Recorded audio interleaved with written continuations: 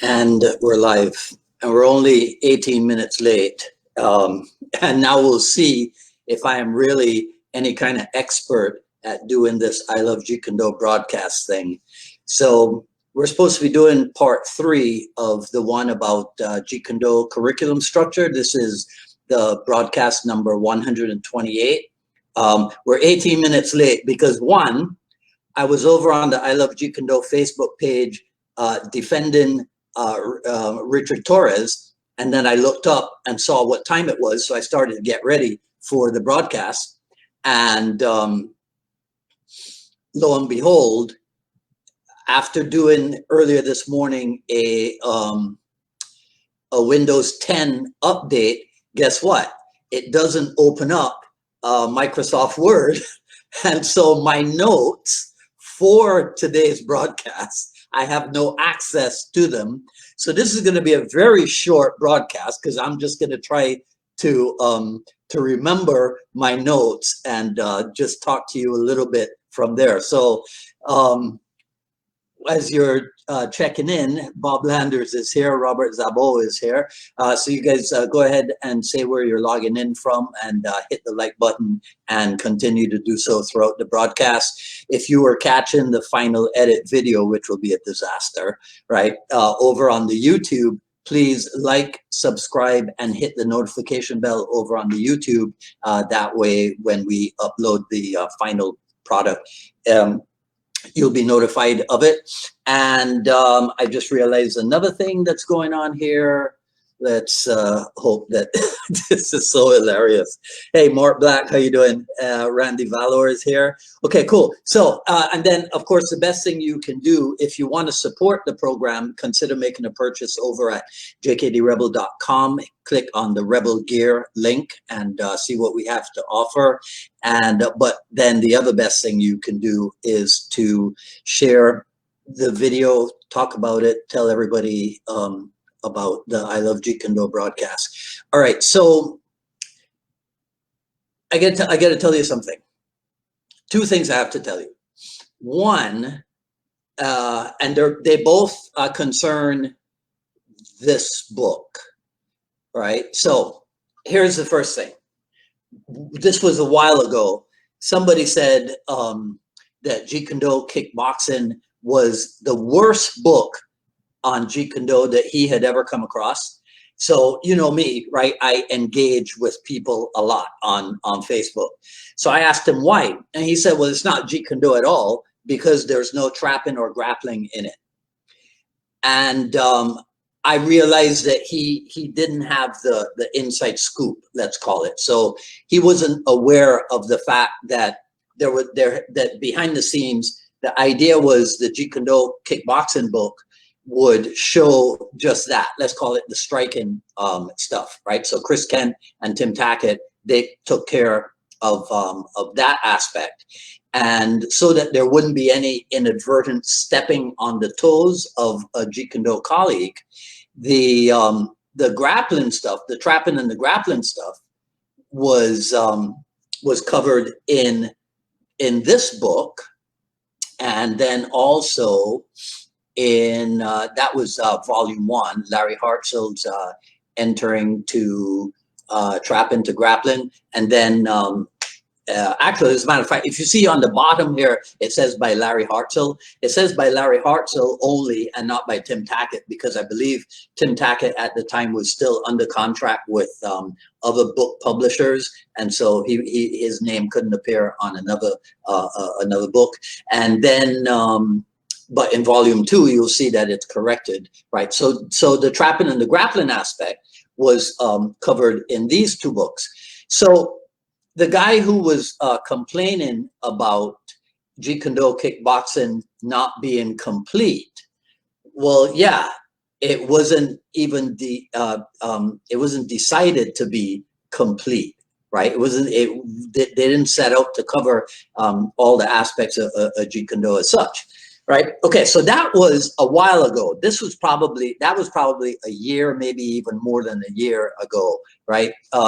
Let's see who else clocked in. Hey, Richard Torres, I'm late because I was defending your honor over on the I Love Jeet Kune Do page, and then the computer blew up and I didn't get to finish, but I'll get back to it when I'm done here. Brooks Long from San Diego, the real Rick Brochure from Ohio, Terry Valor as usual. Hey, Terry. And Steve Mosley. Hey, Steve Mosley, thanks for catching, you must not be at work, Steve. Right? Thanks for catching a live broadcast, Steve. All right, so that was the first thing involving this book, right? Jeet Kune Do Kickboxing. The second thing involved in Jeet Kune Do Kickboxing, and I know this might seem as if it's not related to curriculum, but believe me, it is. The second thing about Jeet Kune Do Kickboxing is that much more recently, a guy said that he had never heard of the book and that he had been training in Jeet Kune Do for 7 years. So I thought to myself, okay, if you've been in JKD for 7 years and you've never heard of Chris Kent and Tim Tackett's book, who's your instructor? But then I kind of realized, and this is actually something that Zane Isaacs and I talked about. I see that he just came on from Arkansas, right? He and I talked about this a little bit. It might just be a generational thing. So if somebody has been in JKD for 7 years, and let's say that they started in 2013 and they just quit, you know, to study other stuff or whatever, it might be a generational thing. They just might not be aware that there's a thing called books and that there are a number of Jeet Kune Do books. Now, if you see the postcard, let me see if I can pull it up here. If you remember the postcard for today's broadcast, right? What did I do? I pulled up. I mean, I could have taken a picture in my study because I have all the books that I showed there, but I actually just did screen captures from the internet to show all these things. So let me pull it up here. What number are we on? Yeah. All right. So if you look at this postcard, right, and my apologies to anyone who has put out a Jeet Kune Do book that does not appear on this postcard, right? It's not intentional. I just from memory, I try to do as much stuff as I can. But getting back to the generational thing, maybe that's just what it is. Younger people are not interested in finding books. And then the thing is, some of these books are out of print, so you might not even be able to get your hands on them. Maybe they're just not interested in going back in the history of the art and philosophy of Jeet Kune Do. So books are, that's not, so if it's not on Kindle, it's not something that they're interested in. Maybe it's just video material. So if there is no readily available Jeet Kune Do video material, maybe you don't capture their interest. And then I thought, maybe they're not even interested in Jeet Kune Do material if it's like hard copy DVD. Maybe it has to be streaming stuff, right? So that if you can't access it on your phone, then they're necessarily not that interested in it. I don't know.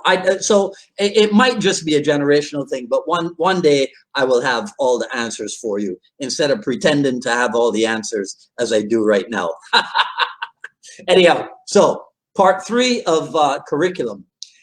In part 1, let's see if I can remember. I'm so sorry. I don't have my notes, but I think in part 1 we talked about phases, right? And what a possible structure for phase 1 and phase 2 and phase 3 and phase 4 and all that stuff was. And I think I showed you my little phase thing here from Richard Bastillo. And in part 2, we talked about rank structure, right? Or a ranking system that you could possibly take the phases from part 1 and put into your colored rank system, okay? So today we were going to talk about another one of the things in Jeet Kune Do that has been hidden in plain sight forever. We did touch on it last week, and it is the whole, whether you want to call it stages of synchronization or you want to call it stages of a technique, because throughout the years, it's been expressed both ways, and there's more than one version of it. So there's a version where it's stage one. I'm doing this from memory, so if I get it wrong, don't slit my throat, right? So stage one was the teaching of the proper form, and then stage two was synchronization with self, and stage three was then synchronization with the opponent, and stage four was application under fighting conditions. And then the later version kind of blended stage one and stage two, and kind of eliminated the teaching of the proper form, and stage one became the synchronization with self, working on speed and coordination and what we would call attributes and what have you. Then synchronization with different opponents or different types of opponents, and then stage three would be application under fighting conditions, right? Okay, all right, so that right there is pretty much all you need, because you could take that and you could apply it to any of the skills. You could apply it to let's use MMA terminology. You could apply it to striking, you could apply it to clinch, you could apply it to grappling, right? So that's how the idea of curriculum structure has always been right there, staring us in the face. We have all the information. So then one of my intentions with showing that postcard is to just show for how long information has been out there. But again, like some people seem to agree with me, it is a generational thing. They don't want to go they don't want to go past, right, what is contemporary to their generation, right? And Zane Isaac said here, a lineage thing as a Ted Wong said, he's a singular JKD, so I had the knowledge I wanted. Any other sources I investigated seemed to deviate from what I wanted. Okay, well, yeah, all right. See, so Zane Isaacs is saying that Ted Wong was the one person who had what he wanted. Guess what, right? That's true for many, many, many people. They find the guy who becomes their guy, right? Conversely, take another Jeet Kune Do instructor, take Jerry Poteet, take Steve Golden, take Patrick Strong. I guarantee you there are people you could find who found that those guys had what they wanted, and they became their singular source for JKD. There's absolutely nothing wrong with that, right? What they say? Different strokes for different folks. My thing in talking about curriculum structure is to make sure that whatever it is that you're doing, that you don't deviate from the essential qualities or the essential principles or the essential guidelines of what JKD training should be like. So whatever it is that you go off investigating or researching, or whatever word it is that you want to use it, you better have a method for bringing that stuff back into, let's say, bringing that stuff back and running it through the Jeet Kune Do filter. You see? So sans notes, right? I can't go more deeply into, plus it's already 15 minutes in, so I will stop ranting and raving right now. And definitely next week, all of this Microsoft 10 update stuff will be settled, and I'll be able to be more eloquent and erudite from my notes. But just keep that in mind, that the guideline was given to us right there. As you go up the ladder, because I like to talk about going up the different rungs of the ladder of expertise. So at the bottom rung, because it's only a 4-rung ladder, right, is the teaching of the proper form, and then rung number 2 is building up your coordination. Because again, without coordination, how the heck are you going to fight? What a lot of people see, this is something that and I'll talk about this next week. And I swear to you, next week will be, hopefully, part 4 will be the final broadcasts about Jeet Kune Do curriculum. As you go up the ladder, you can't fight if you don't have coordination. So obviously the training of coordination, the development of coordination is a prerequisite, right? Is a prerequisite to being able to fight. And then if you're going to train for fighting, just like in the NFL, they don't train for playing football, for playing a game, right? A Sunday game. They don't train for that by playing a game. They run drills and they do everything as realistically as possible, approximating the situation, the real situation of a game. So that's a clue to how you structure your third stage, which is synchronization with an opponent or different types of opponents, and then how you structure your fourth stage, which is application under fighting conditions. And that's where a lot of stuff can go on. So next week on part 4, the final part, we'll delve into that structure a little bit. And if there's anything that you want me to talk about in particular, you can always email me at JKD. Yes, I'm old school. Email me at jkdrebel@gmail. Coming up on the Jeet Kune Do Dialogues on Friday, I'll be back on with my good friend Richard Torres, and he and I already have some topics that we're going to discuss. But if there's anything that you'd like Sifu Torres to talk about, again, email me at jkdrebel, and we will include that. Okay, so I got time. Actually, I have to at 4 o'clock. I have to do an interview with some local guys. But let me take a look at what you guys have been saying here. Mark Black says it's definitely. Oh wait, I know how to do this. Right? Says it's definitely a generation thing. I try and inform students on where they can find the info with the Google and the YouTube. Yes, I agree, Mark. Right? But kids nowadays, they're lazy. Right, Sifu Nick says, let's also point out that curriculum structure is also an important part, not only as an instructor, but also as a business owner. Actually, see, Sifu Nick and I are very, very often, he's way more advanced in the business than I am, but he and I are always on the same wavelength to a certain degree, right? And this is the thing, having a structure to your curriculum is important.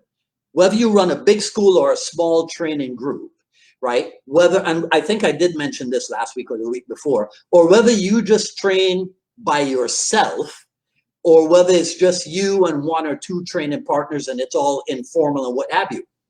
Having something to turn to is important. You can't, okay, so let's say I train with a guy, right? And it's just the 2 of us and we're interested in developing our skill in Jeet Kune Do. And what's the structure behind how we train? Oh, we don't have a structure. We just do any old thing. Well, what the heck where the heck does any old thing come from? Right? So you know, I forget who it was. I think it was my good friend Craig Stanton. I think Craig said, and I'm not sure if he's on here, but Craig said that that the word structure to him kind of implied solidity or solidification, I think was what he said. And I never got a chance to talk to him about it. And I see what he's saying, but I would point out to you, Craig, if you ever hear about this, that there are different types of structures. They're actually structures, and I mean literal structures, right? Like in buildings, there are structures. Peter and Gwen is here from California. I think in California they have structures that are flexible, right? There are things that move because of the topography in California and what have you. So you can have permanent structures. Isn't there a thing in malls where there's like a pop-up store, right? So now you can have temporary structures. So structure does not automatically, in my opinion, Craig, so we would discuss this, does not automatically imply solidity or solidification, not at all. Structure, I mean, look, anybody who is gonna get anywhere better have a plan for it, right? And your plan is part of structure, right? Okay, so anyhow, so that was that. right? So much misinformation out there and then spewed out by this new generation. Yes, Mr. Torres, right? So, and what's funny, so just like I said, Richard, that the information is out there, but yes, we have been living in a social media world for decades now. So there's more misinformation out there than there is information. I mean, think about it. So this is what I was defending Richard about.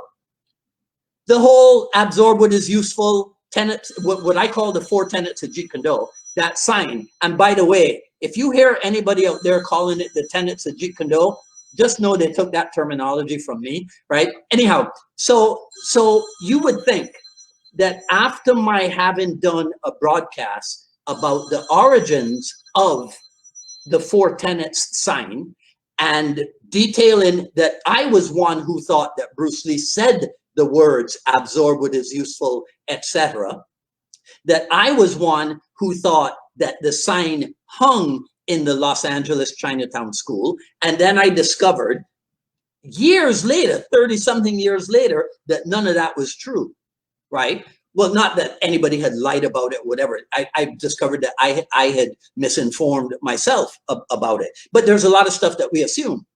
You would think that after my having done that podcast, you would think that my app just a few days ago put in a post on Facebook that said, once and for all, here's the story behind the sign. You would not think that 2 days later in a post further down, people would be talking about how Bruce Lee said absorb what is useful and it hung in his sign. And then a guy is getting on Richard's case for Richard trying to point out the truth behind it, right? Yeah, but this is the thing. I'm not going to assign the blame to anybody in particular, but because a lot of people did not say a lot of what should have been said earlier on, that is why there's so much misinformation out there now. So you can either join me on my crusade to clean up a lot of the misinformation, or you could not. Right? It's entirely up to you, right? Okay, so Bruce Wilkerson says, also important that your curriculum is in a progression. Of course, right? Because if it's not, I don't want to use the word progressive because that has political overtones, right? But if your curriculum is not something that takes people from point A to point B, just like it says in the beginning of this book, that there might not be a fixed way to do it, but there better be, right, a way to take people from point A to point B, then you're in trouble. It accelerates learning to have a curriculum structure. Yes, Peter, right? They're lazy and there's always a basic structure, right? If there's no structure, where do you start? Right, you need a Terry Valor being all philosophical. You need a structure to dissolve the structure. All right, okay. Nick Cavallino says it's important to know the structure but not be married to it. Learn the structure, know the structure, dissolve the structure. Yeah, so yeah, actually that learn, know, dissolve stuff, Nick, is a variation on stuff that was said earlier, and I think I will rip you off for next week. And how is his health? I've been trying to get him on the dialogues with Sifu Dwight. Okay, this is where my Alzheimer's will kick in, Sifu Nick. I'm not sure who you're talking about now. Structure and stance should be at least with fluid for it. Okay, right, yeah, that's true. Zane, Terry, got to train with him once in the UK. Great guy. All right, so okay, so you guys are I'm way behind you in the comments, so I'm not sure what it is that that you're talking about there. Anyhow, right? Okay, so I got to run. So did I tell you on Friday we're on with Richard Torres at 6 o'clock again? Okay, right. And if you have anything, Nick thought he was being funny, but if I still had my school, it would actually have been possible for you to fax me. I had a big old fax machine in the office behind me. And you want to know why? Because my business mentor, the guy who is to a very large degree responsible for the success that the 20+ years success that I had running a big school, he communicated primarily by fax. So yeah, I was very proud of the fact that you could fax me back in the old days, Sifu Nick, right? Anyhow, okay, guys, look, thanks for your interaction, right? And oh, you were talking about Yuri Nakamura. Yeah, I'd love to get him on the dialogues too, but I don't have the sometimes I don't have the connections. You know, somebody else, I think I forget who it was, but somebody asked me, why do I have Inasano guys on the Jeet Kune Do dialogues? And I thought, well, let's see. Maybe it's because I too am an Inasano guy, right? But I don't think anybody who has watched the show more than once would say, oh, Dwight only ever has Inasano guys on. Come on, right? Plus, there are people who are not interested in coming on the show with knucklehead me, you know? So what am I supposed to do about that, right? But the people who know, they know that I'll talk to anybody who has something respectful to say in a respectful way, right? And that way keep the harmony as much as we can in the JKD world. All right, so Yuri Nakamura. So Peter, if you and Sifu Nick have a way of getting in touch with him and put in the idea about appearing on the dialogues to him, then yeah, feel free to intercede on my behalf.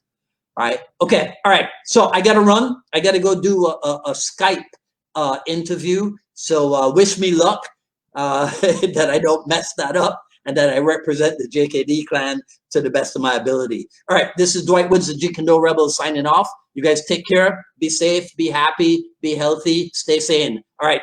See you later.